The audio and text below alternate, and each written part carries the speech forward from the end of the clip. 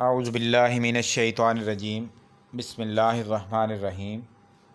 ربی اشرح لی صدری ویسر لی امری واحلل عقدۃ من لسانی یفقہوا قولی۔ السلام علیکم ورحمۃ اللہ وبرکاتہ۔ ویورز، امید ہے آپ تمام اللہ تبارک و تعالیٰ کے فضل و کرم سے خیریت سے ہوں گے۔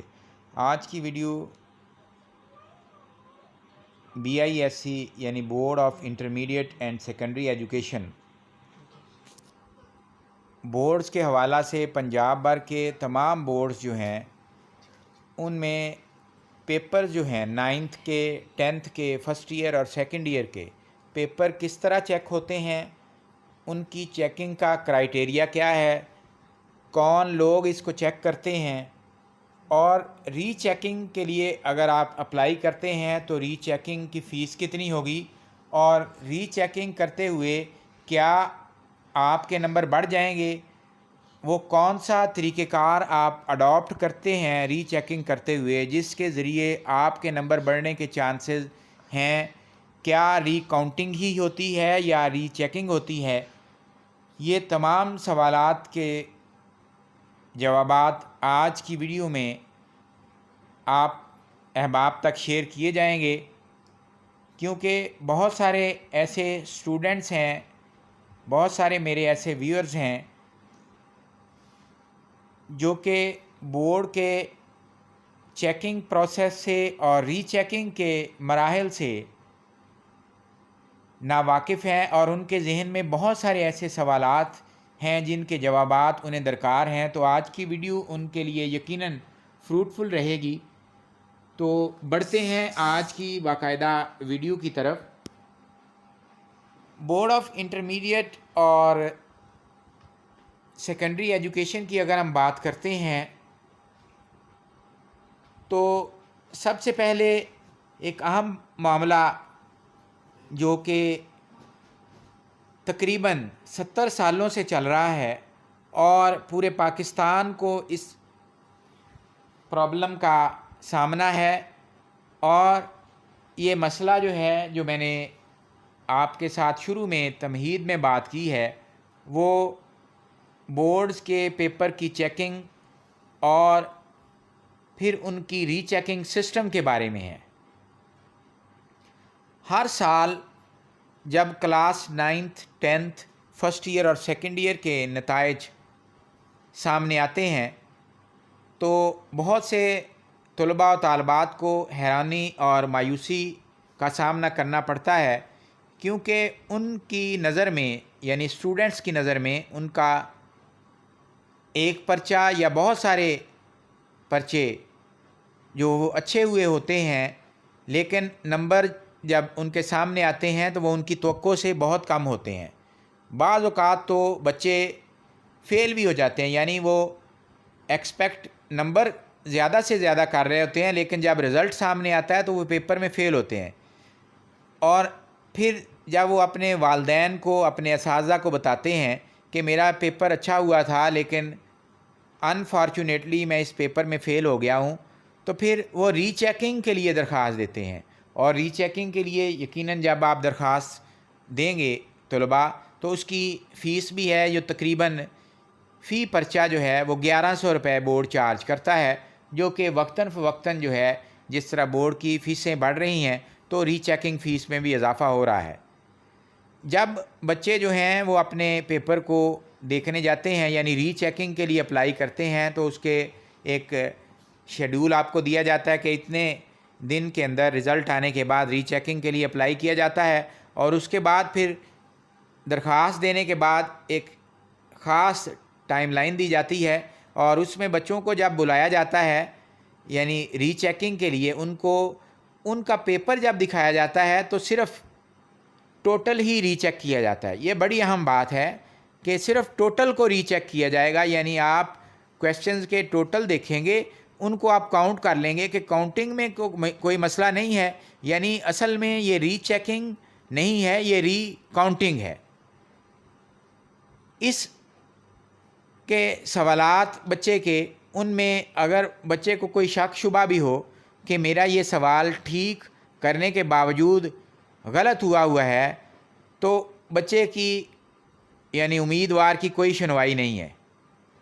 جب امیدوار اپنے پیپر چیک کرنے کے لیے جاتا ہے تو امیدوار کی گھڑی، اس کا موبائل، اس کا پرس یا کوئی ایسی چیز جس سے وہ تصویر یا کوئی پروف ہو، وہ باہر ہی رکھوا لیا جاتا ہے اور بچے کو اکیلے اور خالی ہاتھ اندر بھیجا جاتا ہے اس کمرے میں۔ جب پیپر اس کے سامنے رکھ دیا جاتا ہے تو پیپر میں بے شک اس کا سوال صحیح ہو، اس کو صحیح کو غلط کر دیا گیا ہے تو اس کو چیلنج نہیں کیا جا سکتا۔ اب سوال یہاں پہ جو بڑا اہم ایشو ہے، جو بڑا اہم پوائنٹ ہے، وہ یہ ہے کہ ان تمام معاملات کا ذمہ دار کون ہے؟ کہ ایک بچہ جس نے پورا سال محنت کی ہے تو اس کا سوال ٹھیک ہونے کے باوجود اگر غلط کیا گیا ہے تو اس نے ری چیکنگ کے لیے درخواست بھی گزاری ہے، بورڈ کو ری چیکنگ کی فیس بھی پے کی ہے اور اس کا سوال بھی ٹھیک ہے، لیکن اس کی سنوائی نہیں ہے۔ بورڈ کے اندر اس کو فیل قرار دیا گیا۔ جب وہ پیپر چیک کرتا ہے تو پیپر میں سوال صحیح کے اوپر کراس لگا دیا گیا ہے۔ بچہ یقیناً اس کو دیکھ کر کہ میرا سوال ٹھیک ہے تو وہ بدظن بھی ہوتا ہے، اور اس کے ذہن میں، کیونکہ وہ ابھی اسٹوڈنٹ ہے، بہت سارے سوالات جنم لیتے ہیں۔ اس میں جو بڑا اہم سوال جنم لیتا ہے وہ یہ ہے کہ وہ بچہ سوچتا ہے کہ کیا ہمارا تعلیمی نظام ایسا ہے کہ صحیح کو غلط اور غلط کو صحیح بھی کر سکتا ہے؟ سب سے پہلے یہ سمجھنے کی ضرورت ہے، اور صحیح سوالوں کو غلط کیسے کر دیا جاتا ہے یہ چیز بھی بہت ضروری ہے۔ سب سے پہلے تو بورڈ کا پیپر مارکنگ اور چیکنگ سسٹم جو ہے وہ سمجھنے کی کوشش کرتے ہیں، اور میں آپ کو اس کو سمجھانے کی کوشش کرتا ہوں۔ تو سب سے پہلے تو بورڈ کی جو مارکنگ ہے اس کے لیے خاص سینٹر بنائے جاتے ہیں۔ ان سینٹرز میں جو آپ طلباء جو پیپر دیتے ہیں ان کے فکٹیشیس رول نمبر لگا کر اس سینٹر میں بھیج دیے جاتے ہیں۔ اسے آپ کلسٹر کا نام دے دیں، پیپر مارکنگ سینٹر کا نام دے دیں۔ وہاں پر اساتذہ آتے ہیں جن کی پیپر مارکنگ کی ڈیوٹی لگتی ہے، اور وہ وہاں بیٹھ کر ہی پیپر چیک کرتے ہیں۔ وہ گھر پیپر نہیں لے کے جاتے۔ ایک سپروائزر ہوتا ہے، سپروائزر کی نگرانی میں انہیں پیپر ایشو کیے جاتے ہیں، اور ایک ان کا ہر سبجیکٹ کے ہیڈ ہوتے ہیں، باقی سب ایگزامینر ہوتے ہیں، وہ ہیڈ کی نگرانی میں وہاں پیپر چیک کر رہے ہوتے ہیں۔ لیکن یہاں پر جو بہت ہی اہم بات کہ وہ اساتذہ جو پیپر چیک کر رہے ہوتے ہیں ان کی کوشش یہ ہوتی ہے کہ وہ اس دن، یعنی جس دن وہ پیپر چیک کرنے کے لیے پیپر مارکنگ سینٹر پر جائیں، وہ زیادہ سے زیادہ پیپر چیک کریں، کیونکہ ہر پیپر کا معاوضہ پیپر وائز انہیں ملے گا۔ یعنی جو معاوضہ طے شدہ ہے بورڈ کی طرف سے کہ ایک پیپر چیک کرنے کے، فرض کریں اگر ٹیچر کو 40 روپے ملیں گے تو وہ اگر اس دن 10 پیپر چیک کرے گا تو اس کے کھاتے میں 400 روپے آئیں گے۔ اسی طرح اگر وہ 20 پیپر چیک کرتا ہے تو 800 آئیں گے۔ تو وہ ٹیچر جو پیپر چیک کرنے والا ہوتا ہے تو وہ یقیناً اس دن کوشش کرتے ہیں ٹیچر حضرات کہ میکسیمم پیپر چیک کیے جائیں، تاکہ اس دن ان کے کھاتے میں زیادہ سے زیادہ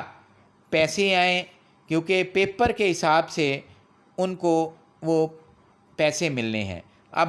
ایک اور اہم نقطہ وہ یہ ہے کہ جو پیپر مارک کر رہے ہوتے ہیں اساتذہ، وہ زیادہ تر اساتذہ تو سبجیکٹ ریلیونٹ ہی ہوتے ہیں، لیکن کچھ اساتذہ ایسے بھی ہوتے ہیں جو کہ اس سبجیکٹ کو اپنے اسکول کے اندر نہیں پڑھا رہے ہوتے، لیکن ان کی ڈیوٹی کسی بھی وجہ سے، کسی بھی طرح انہوں نے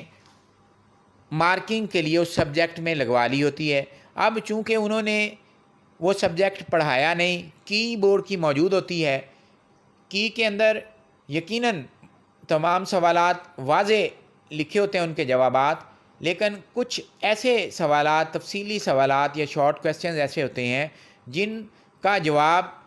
نہیں لکھا جاتا، اور وہ ہیڈ کے ساتھ کنسلٹ کر کے اس کو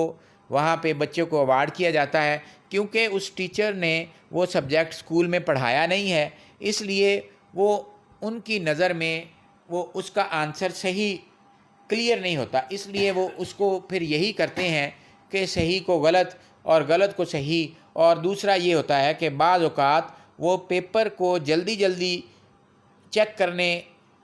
کا انداز اپناتے ہوئے تاکہ پیپر چیک کرنے کی تعداد بڑھ جائے تو وہ بچوں کا اس میں نقصان بھی کر بیٹھتے ہیں. یعنی وہ چیکنگ کا معیار جو ہونا چاہیے وہ نہیں ہوتا. اب ساری باتیں آپ کے ساتھ کرنے کے بعد اس کے نتائج کیا ہوتے ہیں؟ ہم سب لوگ اخبارات میں، سوشل میڈیا پر، واٹس ایپ پر یا مختلف گروپس میں ہم دیکھتے ہیں کہ جب بچے فیل ہو جاتے ہیں یا ان کے نمبر ان کی توقعات سے کم آتے ہیں تو وہ کوئی ایسا حربہ استعمال کرتے ہیں کہ اپنی زندگی کو نقصان پہنچاتے ہیں. کچھ بچے خودکشیاں کر لیتے ہیں، ماں باپ ان کی دوبارہ فیسیں ادا کرتے ہیں اور پھر یہی پیپر انہی لوگوں کے ہاتھوں میں چلے جاتے ہیں. مارکنگ سسٹم وہی ہے تو جس سے دوبارہ بچوں کا نقصان ہوتا ہے. اب آپ سب لوگوں کی توجہ اس مسئلے پر دلانا ہے اس چینل کے توسط سے کہ ہمیں تمام کو اس معاملے کو اٹھانا چاہیے تاکہ آپ کے اور ہمارے بچوں کا مستقبل محفوظ ہو سکے. اس آواز کو اٹھائیں. Board of intermediate and secondary education کا مارکنگ سسٹم جو ہے اس کو بھی امپروو ہونا چاہیے اور ری چیکنگ سسٹم جو ہے وہ ری کاؤنٹنگ ہی نہ ہو بلکہ اس کو ری چیک کیا جائے اور بورڈ کے طریقہ کار کو نئے سرے سے وضع کرنے میں کچھ تجاویز والدین سے، کچھ پبلک سے اور کچھ ماہرین سے لی جائے تاکہ لائق طلباء کو ان کا حق مل سکے. اور صرف ری چیکنگ میں ٹوٹل کی بجائے اندر اگر کسی بچے کا سوال ٹھیک ہے تو اس کو اس کا جائز حق دیا جائے. یہ آج کی ویڈیو تھی جو کہ پیپر کی ری چیکنگ سے متعلقہ تھی، مارکنگ سسٹم سے متعلقہ تھی. امید ہے آج کی ویڈیو آپ کو پسند آئی ہوگی. اگلی ویڈیو تک کے لیے اجازت دیجیے. اپنا بہت زیادہ خیال رکھیں. اللہ حافظ. پاکستان زندہ باد.